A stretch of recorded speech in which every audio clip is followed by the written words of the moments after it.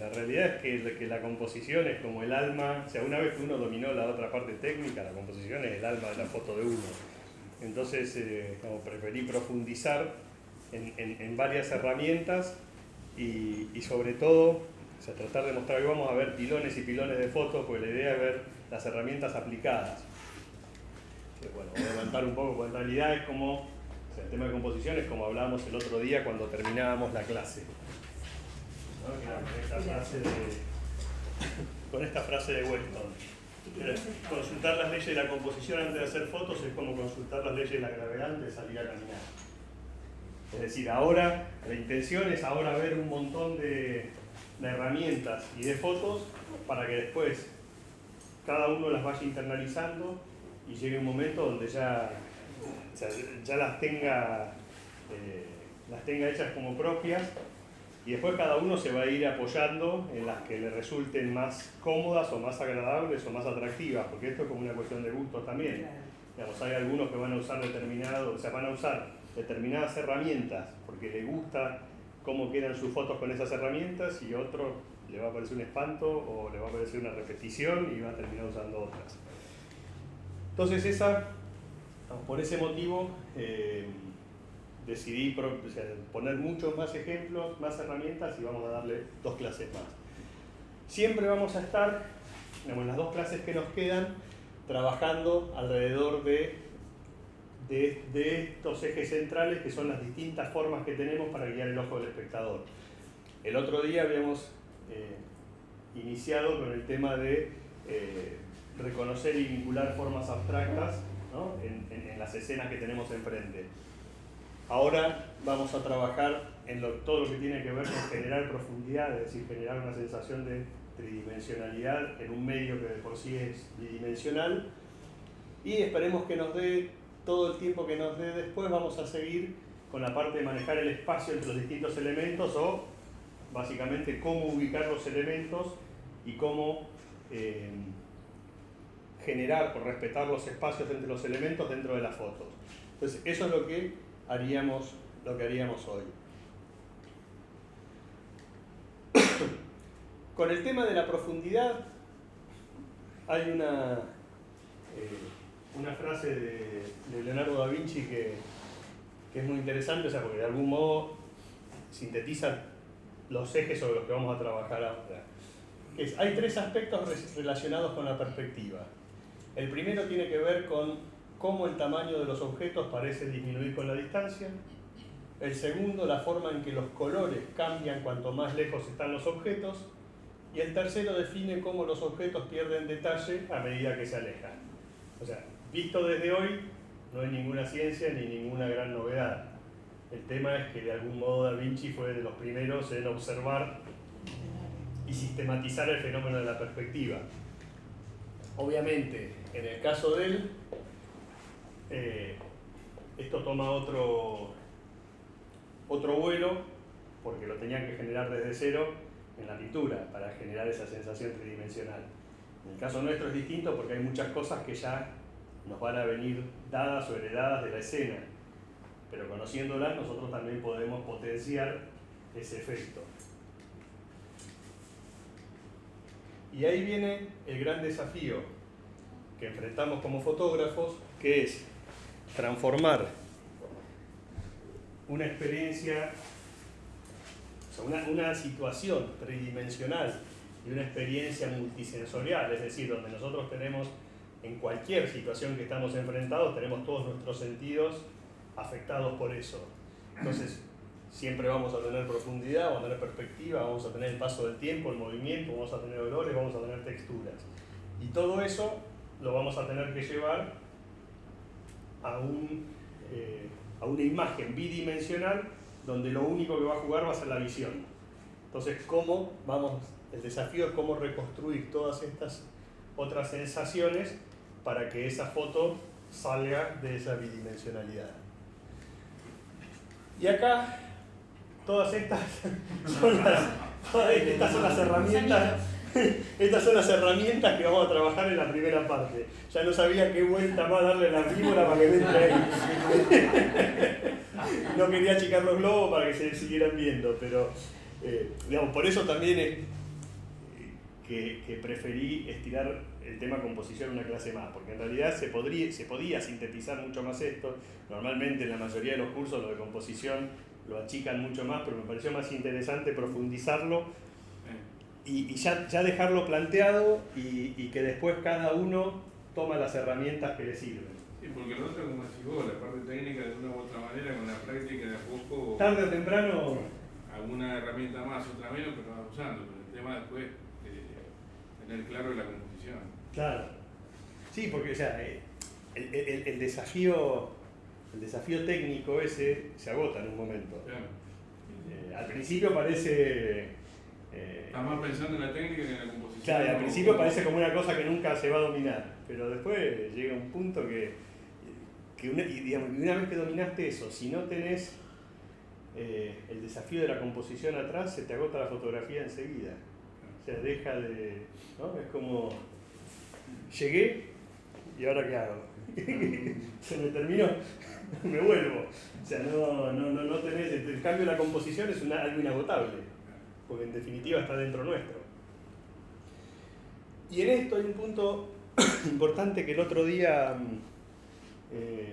me parece que no lo comenté.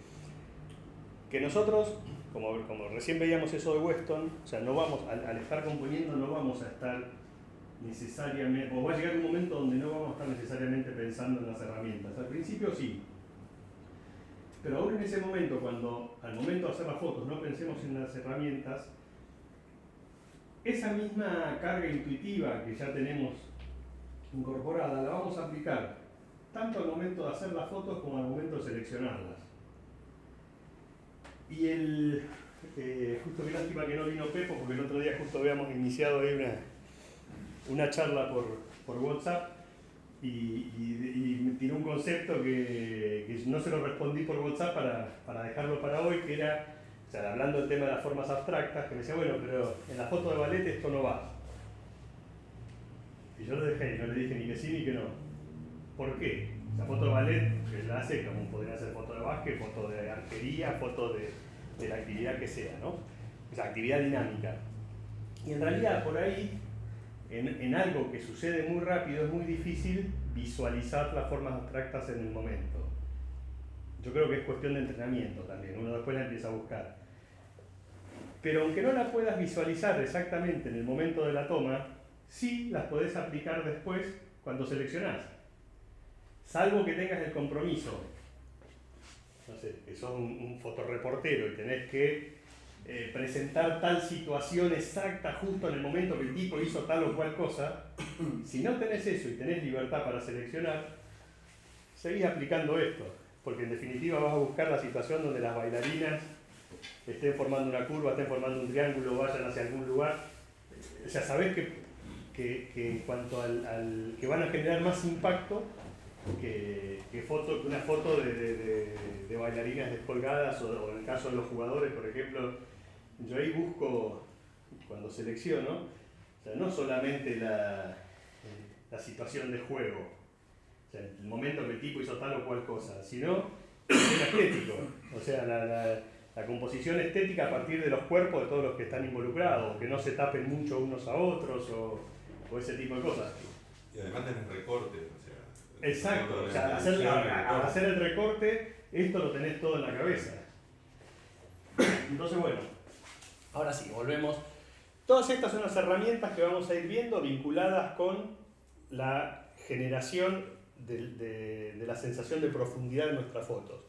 Vamos a ver perspectiva forzada, perspectiva por el tamaño de los objetos, punto de fuga, perspectiva frontal o un punto de fuga, perspectiva oblicua o 2 puntos de fuga, aérea o 3 puntos de fuga, perspectiva por superposición, el uso de distintos lentes para la perspectiva, perspectiva atmosférica, el enmarcado de las fotos de abajo hacia arriba, primeros planos, plano medio, fondo y elementos guías o líneas principales. Perspectiva forzada. La perspectiva forzada usa la ilusión óptica para que un objeto aparezca más lejos, más cerca, más grande o más pequeño que en la realidad. O sea, nosotros, a través del uso, o sea, de nuestra cercanía con un objeto y del uso de la elección de tal o cual lente y del ángulo, vamos a estar alterando la perspectiva real. ¿Para qué? O sea, ¿por qué es importante? Principalmente para manejar uno de los conceptos que habíamos visto en la clase anterior, que es el tema de la masa visual o el peso visual, ¿no? Digamos, cuando nosotros queremos manejar el peso visual de distintos elementos, esta es una de las formas de hacerlo. Ejemplo, estos troncos. O sea, estos troncos en la foto aparecen mucho más grandes de lo que son en realidad. ¿A partir de qué? De ponerme cerca y usar un gran angular. Y exagerar de algún modo el tamaño. Acá tiene otro fin, más allá de eso. El fin es, o sea, tener un primer plano que me meta dentro de la foto, generar determinadas líneas. O sea, hay una cosa que va más allá. Pero el tema es que los objetos no necesariamente tienen que reflejar el tamaño que tienen al verlos. O sea, si esto es en Santa Cruz, salí entre el río Deseado y Puerto Sacudián, un camino de tierra, o sea, bajamos en un lugar y por ahí vi eso. Si esa misma foto yo la hago, ahí obviamente estoy al ras del piso. Si yo la hago desde acá arriba, la situación es completamente distinta, o un metro para atrás, ¿no? El peso visual de este cráneo y el mensaje en la foto cambia por completo.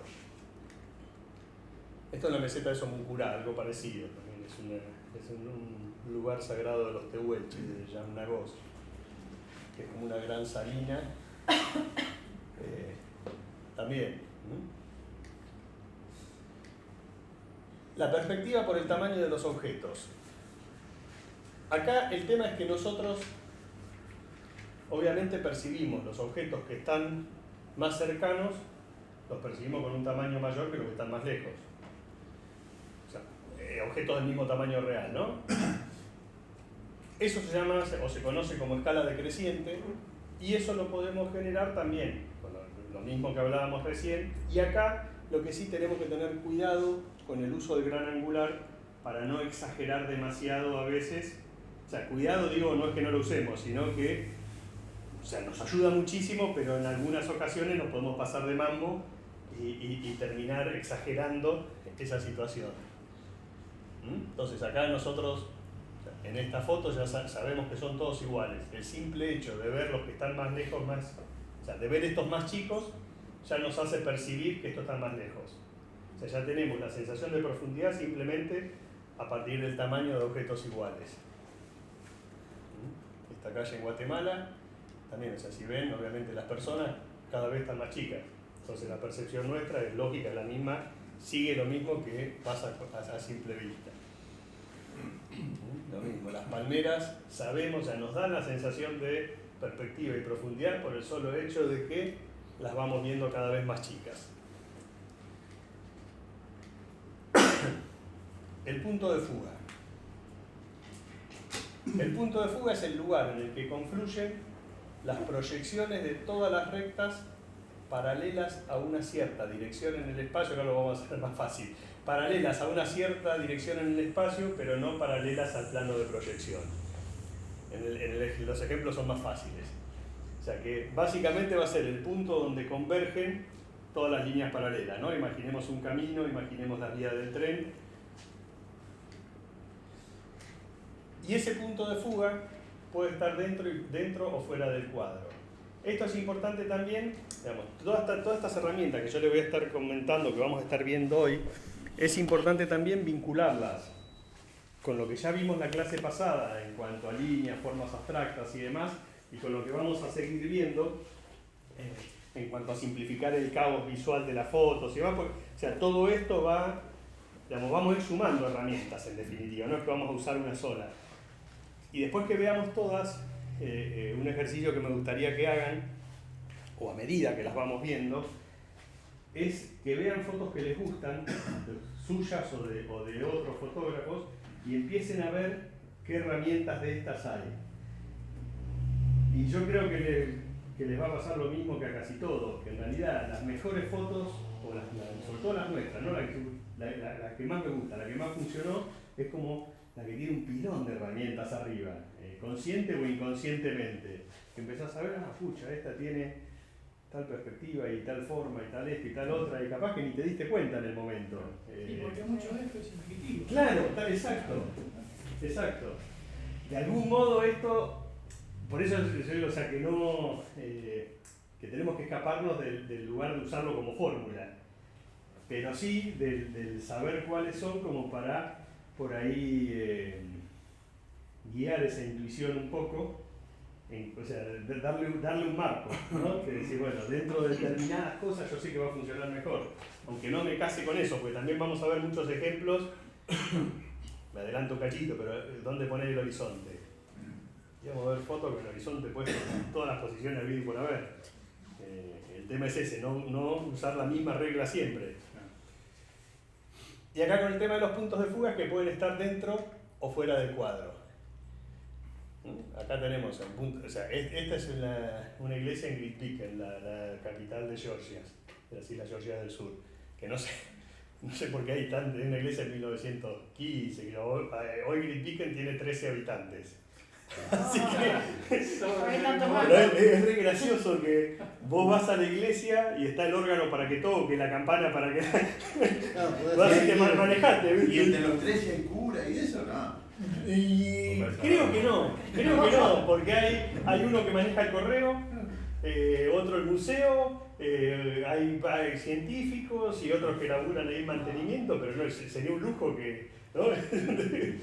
Que tengan un, salvo que el cura sea mecánico también, ¿no? O médico. Un banco para El problema para confesarse, ¿no? Sí. Pedir a un vecino que... Entonces, bueno, o sea, obviamente ahí el punto de fuga lo tenemos hacia la cruz, ¿no?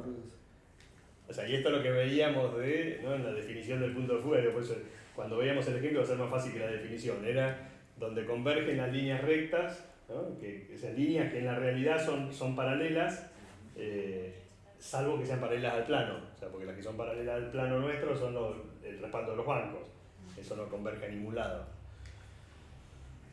¿No? Tenemos esto en Malvinas, punto de fuga allá atrás. Acá el punto de fuga lo tendríamos por ahí, ya fuera del cuadro, nosotros dos estaba bien metido en el cuadro.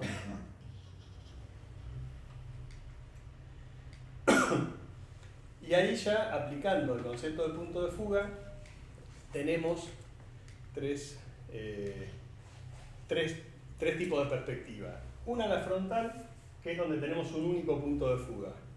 Normalmente pasa cuando los objetos están de frente al observador, que eran los primeros dos casos que vimos. Las líneas horizontales y verticales se ven exactamente igual, o sea, no están afectadas.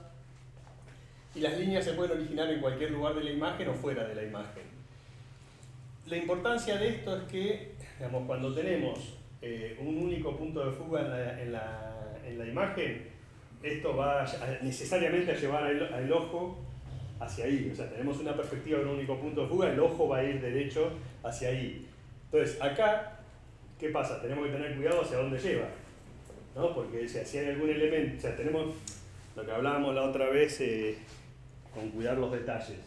Si estoy en un paisaje muy lindo, pero de repente, o sea, elegí una posición, mi punto de fuga va hacia allá, que hay un árbol y en ese árbol hay 3 bolsas de basura colgando, foto, mejor, o sea, buscarle la vuelta para que el punto de fuga vaya para el otro lado, ¿no? O sea, hacia lo que es fuerte, eso ya es un ejemplo extremo, pero por ahí también a veces es tan simple como donde cae mejor la luz, ¿no? Se abrió una nube, cae un poco de luz ahí y el punto de fuga está allá, que hay sombra. Entonces, ese tipo de cosas son las otras a tener en cuenta.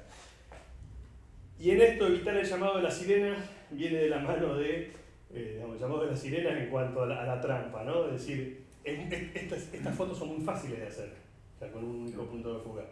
O sea, evitar que sean todas nuestras fotos iguales con un único punto de fuga, porque este es el tema también con la composición. Tratar de echar mano a todas las herramientas para que sea variada. Sobre todo, digamos, esto después se nota mucho en esto, cuando uno hace un trabajo de este estilo, sea una muestra, sea, qué sé yo, un audiovisual, cualquier cosa. Si el recurso se repite, esto se cae enseguida. O sea, la foto individual sobrevive, pero donde junté varios, o mismo una, qué sé yo, una galería en Facebook, ¿no? Armé una galería en Facebook con 15 fotos. de un viaje, de lo que sea, si las 4 primeras son todas con un único perspectiva frontal, con un único punto de fuga, y la quinta también, es probable que las otras pasen taca, taca, taca, taca, taca, taca, taca, ¿no? Porque el ojo se cansa. Ahí, un único punto de fuga. Ahí también. Ya la habíamos visto. Sí. Acá, o sea, en estas dos, el punto de fuga está dentro de la foto, ¿no? Ahí lo tenemos abajo, acá lo tendríamos ahí abajo, esto es Tumbledown en Malvinas. En esta, esto es Guatemala, Atitlán, o sea, el punto de fuga está afuera, está fuera de la foto. Van a ver varias de estas de hoteles. ¿Dónde está el punto de fuga? El punto de fuga lo leería, es el lugar donde se unen todas las líneas. Se unen imaginariamente, sí, ¿no? Donde se proyectan las sí. líneas. Vos la ves esta, va, suponete, sigue hasta por ahí. Entonces, entonces va a estar más o menos por ahí. Entre la montaña ya en el fondo. En el infinito, digamos, está. Claro. No lo ves, pero está.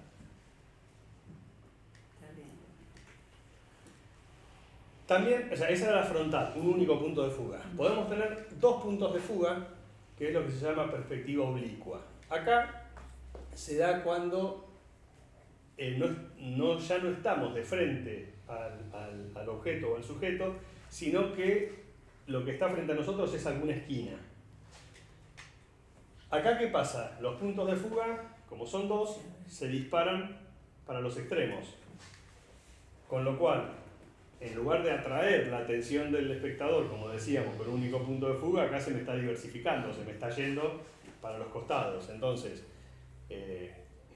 puede ser un recurso interesante, pero es muy peligroso porque me saca al ojo del espectador de la foto.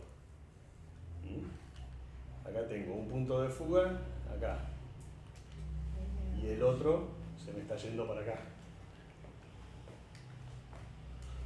Este témpano, este era bien el de la definición, ¿no? Que tenés una esquina del objeto de frente a vos.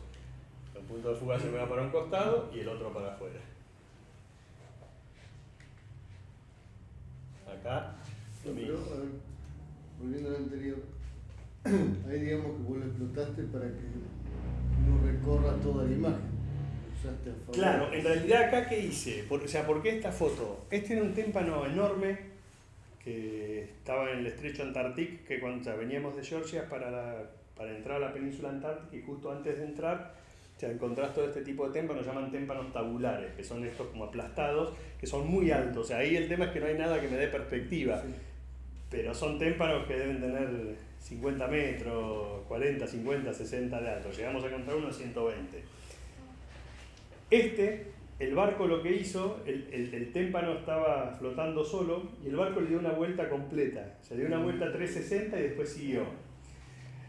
Entonces, el mismo témpano desde el costado tenía un atractivo, pero es como más común. O sea, es la imagen más común de un témpano. Muy frontal. Claro, pero es la que se ve casi siempre. O sea, esto es más raro de ver. La situación de luz no era la mejor, era la foto tampoco, porque en realidad acá estábamos muy lejos, hubiera sido lindo estar más cerca, pero evidentemente el barco no se acercó, porque más cerca capaz que tenía, lo más probable es que tuviera mucho hielo abajo.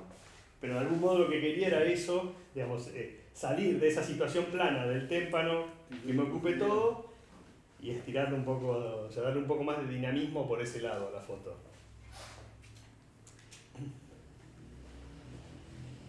Acá tenemos los 2 puntos de fuga, ¿no? Uno que se va hacia allá y el otro que se va hacia acá.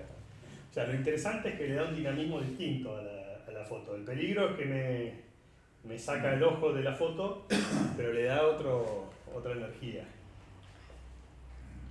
Acá lo mismo, o sea, tengo, digamos, todas las tablitas me están marcando un punto de fuga que se me va hacia acá y el recorte hacia ahí. Para los que se preguntan cómo son las manchas del sensor, ahí hay una, ahí hay otra, ahí hay otra. No, les digo en serio, porque por ahí cuando que no se imaginan cómo son, cuando vean sus fotos y ven eso, son manchas del sensor. Acá. Esa, es más, fíjense, esa mancha es esta. ¿Sí? Y te agarró una Sí, porque bronca. siempre están en el mismo lugar. Sí, Hay una formita. claro, ¿cómo es? Y te agarró una bronca cuando ve la mancha. Sí, no, y encima estas son de las fotos también de estas que perdí con el robo, que no tengo más los robos, con lo cual no las puedo. Pues, Porque si no, digamos, estas manchas se Sí, clonan sí. fáciles. sí, bueno, Pero ya, sí, sí.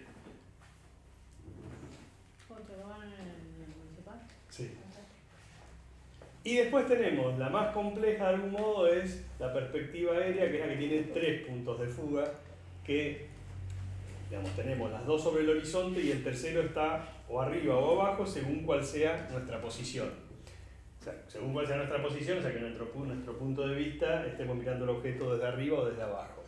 Si lo vemos desde abajo, pero se llama vista de hormiga o cenit, y si lo vemos de arriba, vuelo de pájaro o nadir. Vista de abajo. Esto es Tikal, es el templo maya, uno de los muchos templos mayas de Tikal. Esto era a las 3 de la mañana más o menos. Para ver la salida del sol. Sí, en realidad pasamos toda la noche. Conseguimos ahí a través del guía con el que hice el viaje, o sea, el guía que contraté ahí para hacer el viaje, una de las premisas era quiero ir a hacer fotos de los templos de Tikal con las estrellas. Si me conseguí el permiso te contrato, si no sigo buscando. Y no, porque era claro, o sea, porque yo quería, era uno de los motivos centrales del viaje.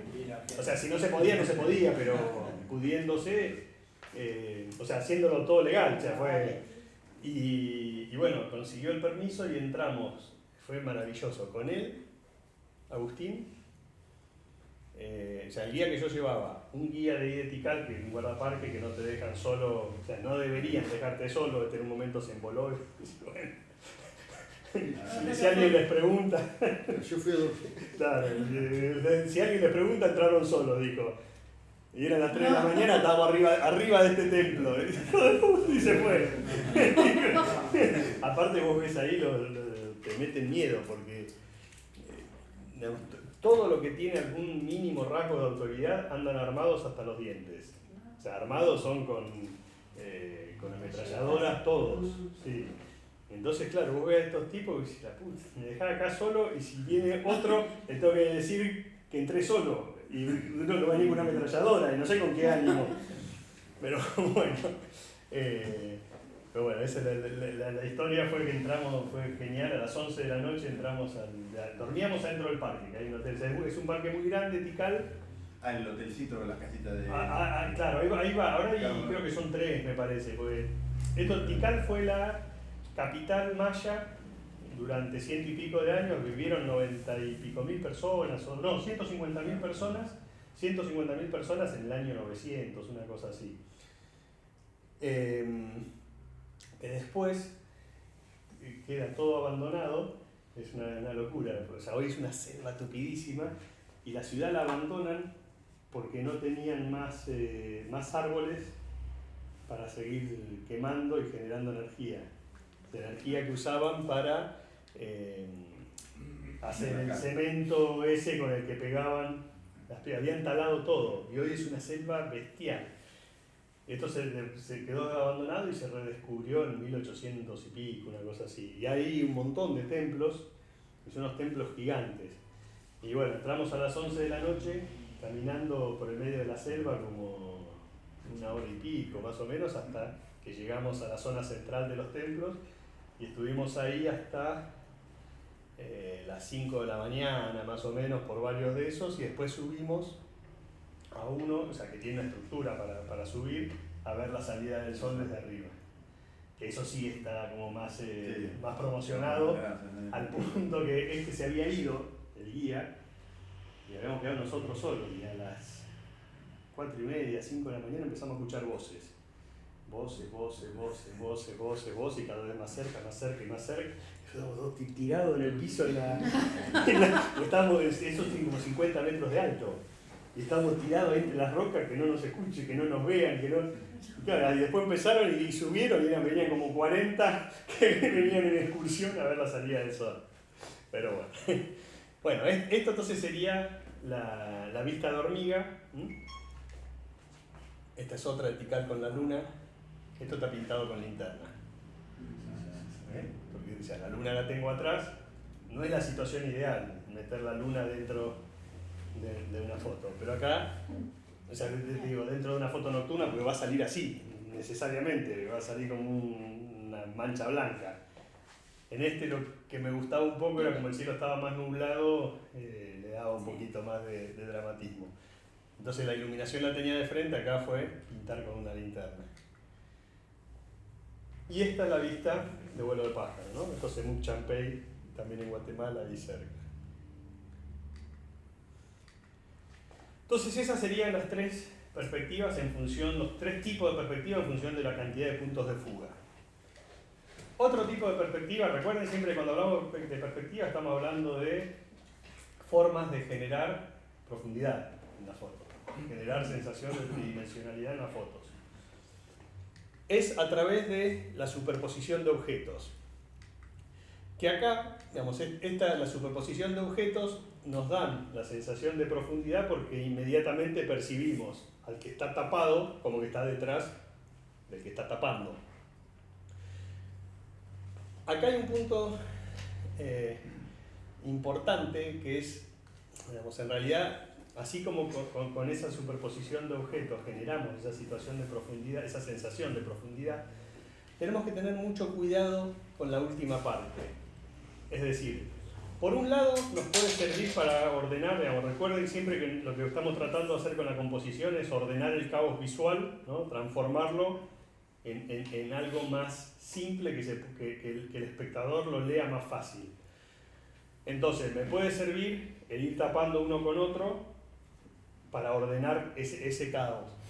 El problema es que si los tapo demasiado, el ojo lo va a leer ya no como una serie de objetos, sino como uno solo general. ¿Recuerdan cuando vimos lo de Gestalt, en el principio de Gestalt en la clase anterior? Entonces ahí tenemos que ver de qué forma, cuando usamos este recurso, mantenemos la diferenciación visual de esos objetos. Acá tenemos un ejemplo. O sea, esto nosotros vemos y ya sabemos que hay pingüinos que venían detrás de los otros. O sea, ya tenemos una sensación de profundidad a partir de cuáles están tapando a cuáles. Lo mismo ahí. Acá, o sea, en esta, digamos, estos dos ya se ven, ya están demasiado tapados, ¿no? O sea, acá ya tenemos el riesgo ese del anterior, ya se ven como uno. Si este hubiera estado más a la derecha hubiera sido mejor. El tipo de cosas que tenemos que pensar, ¿no? En este lo mismo, si este hubiera estado un poquito más adelante hubiera sido mejor también.